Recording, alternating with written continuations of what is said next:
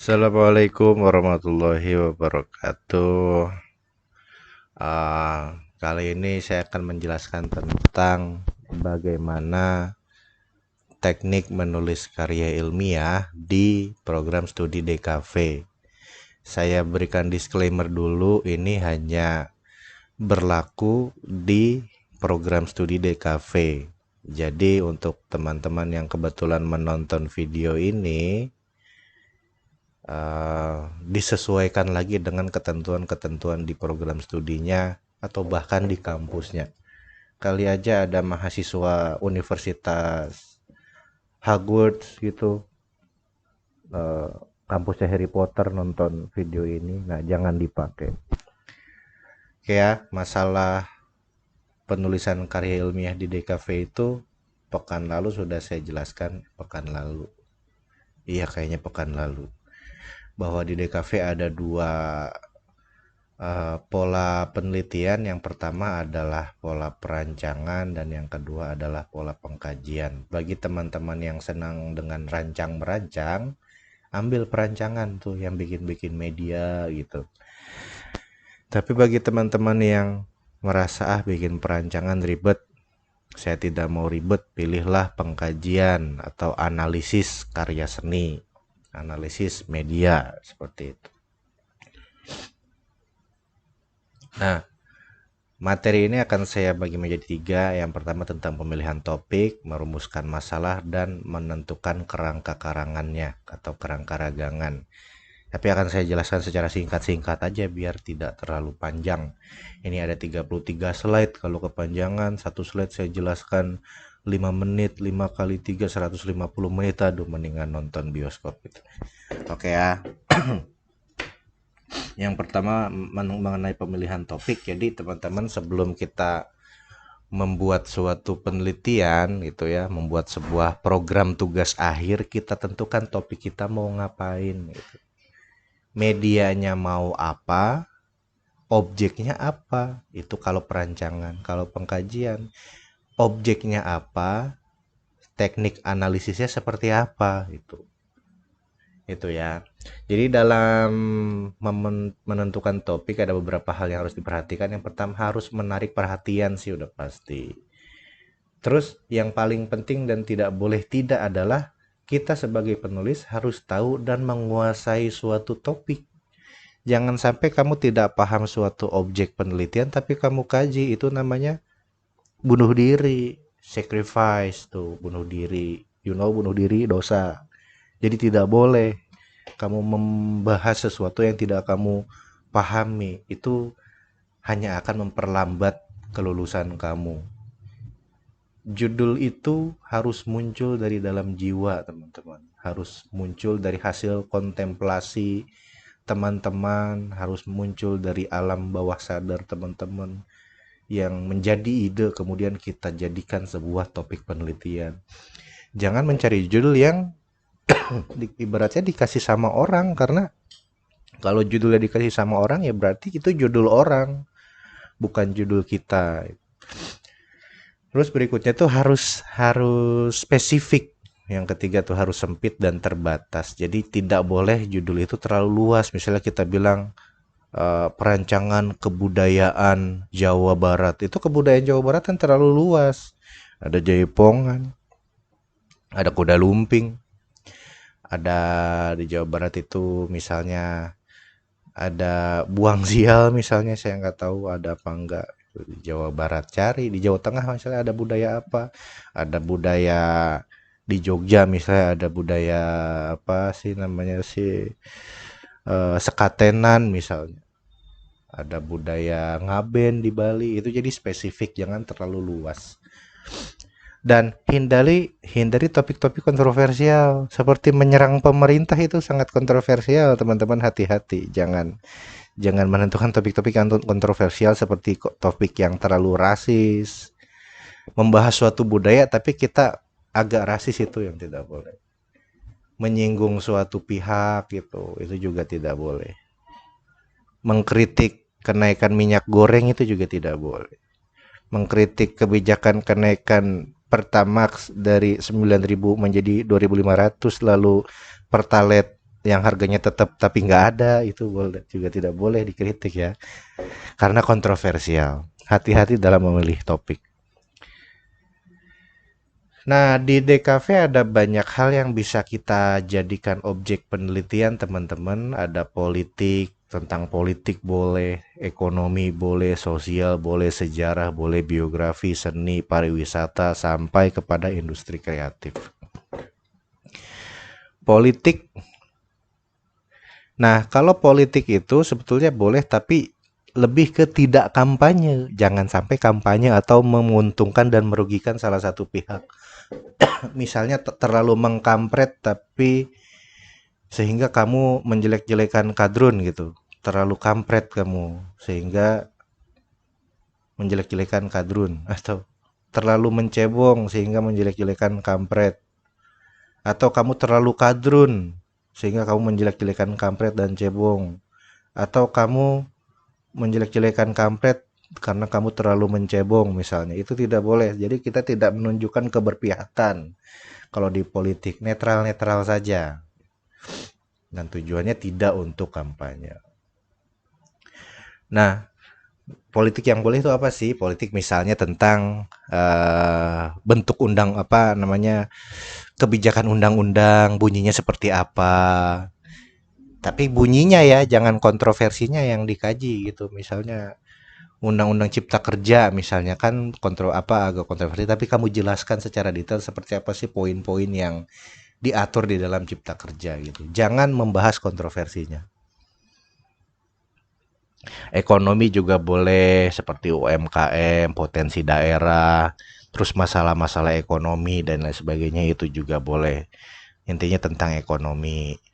Tentang sosial ini yang juga lumayan banyak sih, masalah-masalah kesehatan, masalah-masalah pendidikan, lingkungan, kesejahteraan, kriminal dan lain sebagainya, itu masalah sosial. Nah, salah satu yang paling laris adalah tentang sejarah. Jadi seperti peristiwa-peristiwa sejarah, tokoh-tokoh pahlawan, zaman-zaman kerajaan, tokoh-tokoh kerajaan, dan lain sebagainya. Atau kisah-kisah kerajaan pada zaman dulu, itu juga menjadi yang paling laris di, salah satu yang paling laris di objek anak-anak di kafe itu. Nah, selain tadi objeknya sejarah, ada objek biografi tokoh. Nah, biografi tokoh itu juga bisa kita jadikan sebagai objek, tapi tokoh-tokohnya itu harus yang memiliki pemikiran-pemikiran yang hebat gitu, pemikiran-pemikiran yang bermanfaat bagi masyarakat Indonesia khususnya, ataupun masyarakat dunia pada umum. Jadi tidak harus tokoh di Indonesia ya. Misalnya kamu berminat membuat suatu media animasi tentang Elon Musk misalnya, itu silahkan aja. Yang penting kita tahu secara detail seperti apa sih sepak terjang si tokoh dan kontribusinya bagi masyarakat, bagi ilmu pengetahuan, bagi teknologi, itu apa. Begitu. Seni dan budaya juga menjadi salah satu yang primadona untuk menjadi pilihan objek. Objek TA, ada artefak-artefak ya, seperti situs-situs budaya gitu, candi, terus gedung-gedung tertentu gitu, museum-museum, terus ada aktivitas budaya, sastra, cerita rakyat, dongeng, hikayat, itu bisa dijadikan objek. Fenomena kebahasaan, aksara-aksara, budaya-budaya urban, populer, budaya populer, budaya anak Jaksel gitu, atau budaya urban yang ada di daerah Baduy, itu boleh. Aksara-aksara Nusantara, mungkin aksara Jawa itu boleh, aksara Kalimantan. Fenomena bahasa, mungkin ada bahasa alay, kamu ingin bahas silahkan. Tuh. Ada juga objek tentang pariwisata. Nah, ini untuk mengangkat potensi daerah gitu ya, tapi tidak bersifat komersil. Kamu cuma mendeskripsikan aja. Misalnya di Banten banyak pantai, kamu jelasin pantai apa aja yang ada di Banten. Di Jogja ada satu objek wisata, misalnya apa ya di Jogja tuh, Parangtritis misalnya, walaupun itu udah banyak yang kaji. Nah, yang sekarang mulai digaung-gaungkan adalah industri kreatif. Jadi bidang industri kreatif juga boleh dijadikan objek, tapi diusahakan untuk mengembangkan nilai-nilai kearifan lokal dari industri kreatif tersebut. Misalnya di Klender ada kerajinan apa, di Klender itu mebel. Berarti itu yang mengangkat apa, yang diangkat sebagai objeknya. Kerajinan mebel di Klender, atau kerajinan keramik di Bogor, atau kerajinan angklung bambu, kerajinan bambu di daerah Bandung, itu seperti itu. Industri-industri kreatif yang dikaji. Biasanya kalau industri kreatif tuh objek yang dijadikan kalau tidak buku informasi, medianya kalau tidak buku informasi, dia bikin film dokumenter. Tapi seringnya buku informasi, buku foto, film dokumenter itu bisa. Nah, ada perancangan. Minggu lalu sudah saya jelaskan bagaimana pola perancangan bekerja. Jadi di perancangan itu ada 3 bab ya. Ada pendahuluan, ada perancangannya, ada penutupnya. Penutup itu kesimpulan. Jadi kalau perancangan ada 3 bab. Sini nih contoh cara bikin judulnya nih. Jadi perancangan titik sebutkan jenis medianya, lalu pembahasan objek yang diangkatnya, lalu judulnya apa. Misalnya perancangan buku informasi keramik Bogor dengan judul, atau perancangan buku informasi keramik di Bogor berjudul Industri Kreatif Masyarakat Bertema Modern misalnya. Atau perancangan animasi cerita si Pitung berjudul Banteng Betawi misalnya. Jadi pas perancangan di sininya animasi, perancangan media animasi, di sini cerita si Pitung, di sini berjudul Banteng Betawi. Jadi ada 4 hal yang masuk ke dalam judul tugas akhir dengan metode perancangan seperti ini. Nah, teman-teman silahkan disimulasikan nih. Harus ada 4 unsur: perancangan, medianya apa, nah di sini objeknya apa, dan di sini judul medianya apa. Silakan bagi yang sudah punya media TA, yang sudah punya objeknya, silakan disimulasikan seperti apa.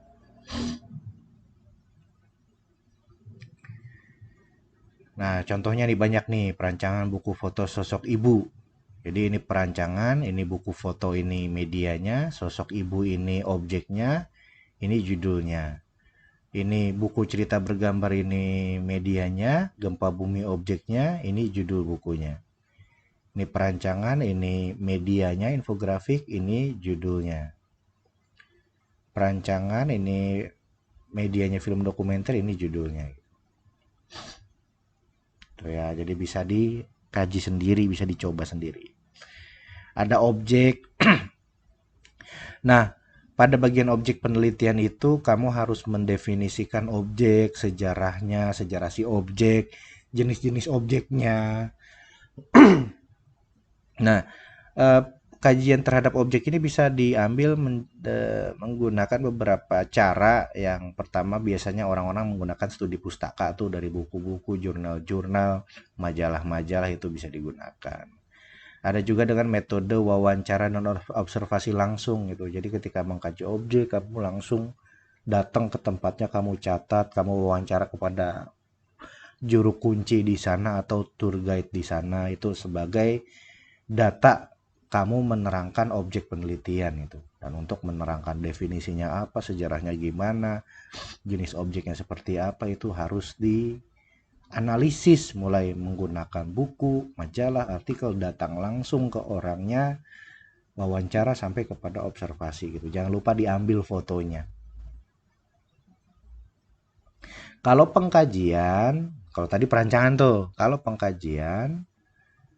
pengkajian itu ada 4 bab, ada pendahuluan, sama di bagian pendahuluan. Nah, di pengkajian itu bedanya dia ada metode.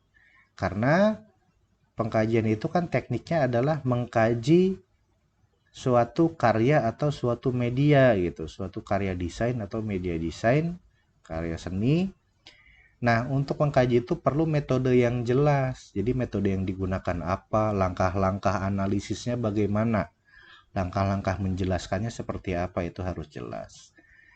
Nah, di bab 3-nya ada pembahasan dan ada kesimpulan. Nanti seperti apa detailnya nanti akan kamu nikmati sendiri ketika proyek dan TA. Nanti di semester 7 lihat sendiri, di TA juga lihat sendiri, dan akan dijelaskan lebih detail di metode penelitian desain. Teman-teman kan pasti dapat mata kuliah metode penelitian desain semester ini. Nah, kalau tadi di perancangan itu ada 4 unsur, kalau di pengkajian itu cuma ada 3 unsur. Kajian apa? Nah, di sini kajian aspek yang dibahasnya apa. Lalu terakhir objek yang dikajinya apa? Misalnya kajian gaya ilustrasi. Jadi yang dikaji itu gaya ilustrasinya. Aspek yang dibahasnya itu gaya ilustrasi. Ini objeknya nih, buku cerita menggambar Masara Senani dan Matahari. Jadi ada 3. Kajian gaya ilustrasi ini sebagai aspek yang dibahas. Ini gaya ilustrasinya, bagian yang dibahasnya nih. Jadi bukunya itu membahas gaya ilustrasi. Buku cerita menggambar Masara Senani ini dan Matahari itu adalah objeknya. Tuh. Nah, analisis objek itu pada bagian pengkajian, pada metode pengkajian adalah isinya itu mengkaji atau menganalisis objeknya, menganalisis visual objeknya, makna-maknanya gitu dengan menggunakan metode tertentu yang telah dipilih. Nanti kamu akan konsultasi sama dosen pembimbingnya. Nah, bagian ini nanti akan secara detail dijelaskan oleh dosen metodologi desain dan dosen pembimbing kamu kalau metode kamu memilih metode pengkajian. Nah, bisa aja dalam metode ini kamu mengajukan konsep baru tentang objeknya, tetapi tetap tidak menghilangkan elemen-elemen dasar dari objek. Ada itu analisis media, ada misalnya analisis media itu analisis penggunaan tanda verbal dan tanda visual dalam media yang dipilih sebagai pokok pembahasannya, seperti gaya bahasa, warna, komposisi, ilustrasi, dan lain sebagainya. Metode yang digunakan untuk analisis media biasanya sih metode estetika, semiotik, dan sebagainya. Kalau tadi yang digunakan analisis objeknya, kalau ini analisis medianya. Ada rumusan masalah. Jadi rumusan masalah itu adalah bagian yang harus dipecahkan dalam penelitian. Semua punya rumusan masalah. Mau pengkajian kayak mau perancangan pasti punya rumusan masalah. Fungsinya teman-teman nanti baca sendiri aja ya. Pendorong suatu kegiatan, dapat dijadikan pedoman sebagai penentu jenis atau penelitian seperti apa gitu yang akan dilakukan. Terus ini untuk mempermudah si peneliti sih intinya untuk mencapai tujuan penelitian gitu. Menentukan populasi dan sampelnya juga biar jelas.